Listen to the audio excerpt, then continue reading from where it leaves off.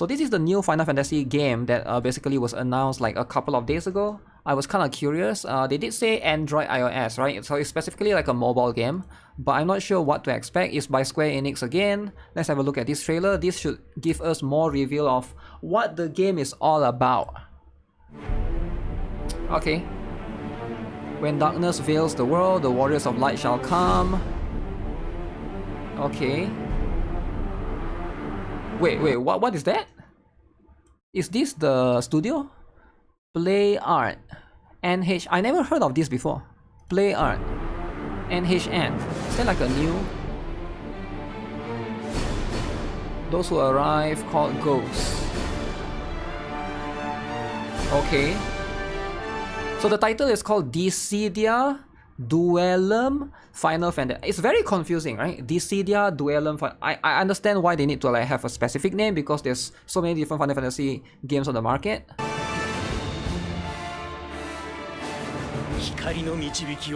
3 versus 3. Okay. Alright. So all the Final Fantasy characters are available here. And it's 3D.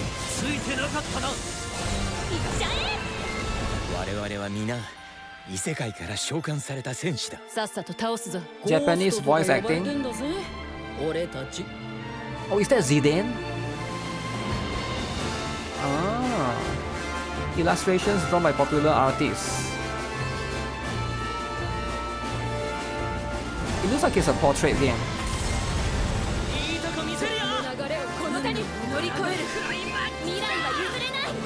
Wait, is that Tifa with wings? I don't know who this is. Woo! Is that Sephiroth at the end? Who are the next ghosts? 26.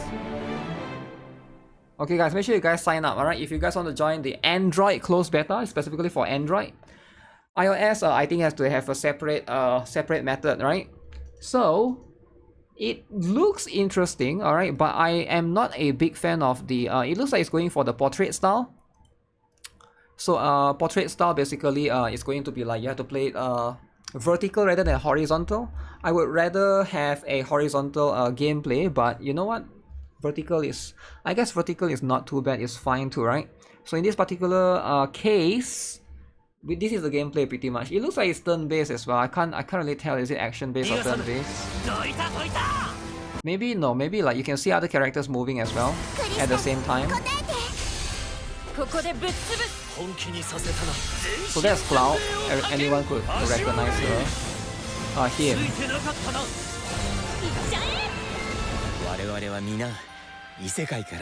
Dissidia in modern Tokyo. So basically, I assume it's like an isekai story. They got isekai to this particular this particular world, and then they're trying to do the stuff.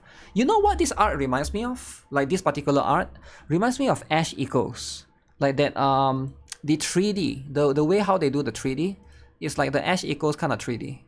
Like it looks, it's like a combination of cell shading and stuff, right? But yeah, this is going to be the next Final Fantasy game, specifically for mobile. They are basically trying to cater towards mobile. Now, will the game do well though? Hard to say for sure, because right now Final Fantasy still owns the IP. Right, the IP is going to be something that a lot of players look forward to. But generally, I guess when it comes to a lot of these things, right, it's going to be hard.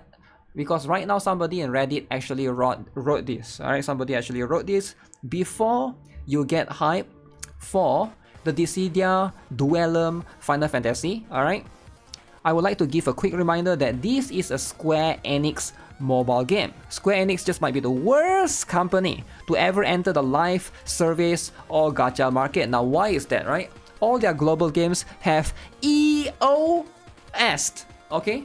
EOS, except for Final Fantasy Ever Crisis, which honestly, the community is just counting the days for that game to reach EOS status as well. I just want to list all their big live service or gacha games that I've personally played that eventually EOS. Okay, let's have a look then. Dissidia Final Fantasy Opera Omnia, EOS. Mobius Final Fantasy, EOS. Final Fantasy Brave Exvius, EOS. Final Fantasy War of the Visions, EOS. Final Fantasy Record Keeper, EOS. Romancing Saga Reuniverse, is this Final Fantasy even?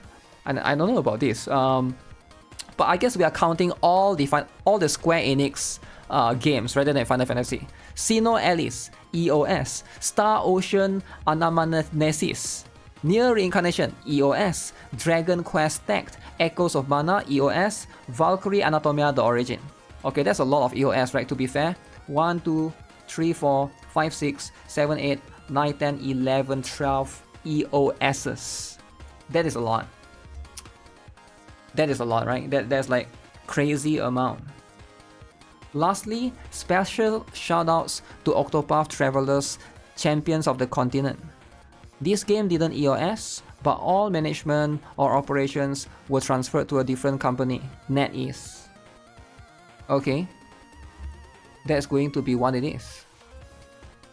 So, yep.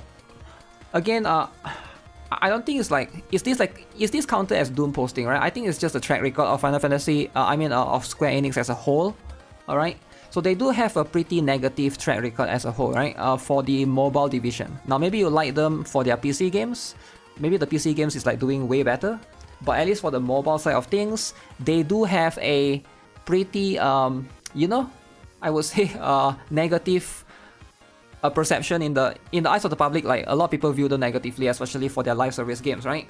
Not sure about Final Fantasy 14 or like any of the MMO that they are doing, right?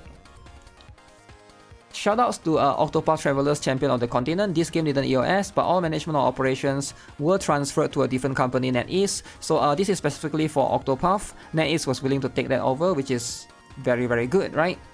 This list doesn't include the many smaller failed live service games they have produced that lasted only 1 to 2 years. And by many, I mean like 50 plus other games. Seriously, there are that many small-time live service games made by Square Enix that have closed. Games I personally never heard of, like Melfaria March or Battle of the Blades. I've never heard of those as well, right? Maybe those lasted for a couple of months, right? With that being said, it is hard for me to seriously give their new Dissidia game a chance. Their track record is absolutely abysmal. Look at our YouTube video. As of this post, the like to dislike ratio is at 5.1k likes. Wait, what? Let me see. Is it true? Oh my goodness. 6.2k likes, 8.7k dislikes. Wow. Went from excited to, oh, it's a mobile game. Okay, so there's a lot of mobile game hater, is it? What else?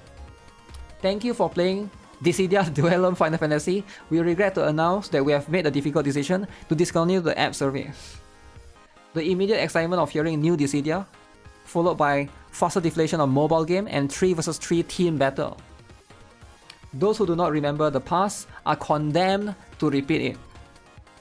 Square Enix, please. We just want a new console Dissidia game.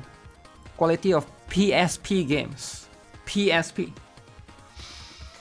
Please, we just want more. Yeah, it's not looking good, man. It's not looking good. It seems like a lot of people don't like it. A lot of people don't like it. I don't know why they keep trying though, right? They are constantly trying. They are not giving up. Like like in one way, I feel like it's kind of commendable, right? Like if they have this many track record of EOSing games, right? You might be like, okay, they are not giving up. Like that's kind of a good thing, right? But I don't know if that's a good thing in this particular case, because it seems like even the fans already like, because if the fans are already going into the game negatively and it's already having the negative perception, right? It's probably going to be a matter of time, right? Ever Crisis still lives for now, right? We don't know how long that will last, but I think that's pretty much what people are saying, because Ever Crisis is probably newer. Maybe most of the games last for like 3 to 4 years. I don't know. At the end of the day, yeah, generally, if you have this many track record of shutting down games, I think it's going to put yourself in a very difficult position, right? Unless it's going to be published or developed by someone else. But if Square Enix is still the one doing the publishing, it's going to be very, very scary. But yeah, it's up to them. I guess at the end of the day, players should basically be careful with the title as a whole, or Square Enix as a company, because that's what it is.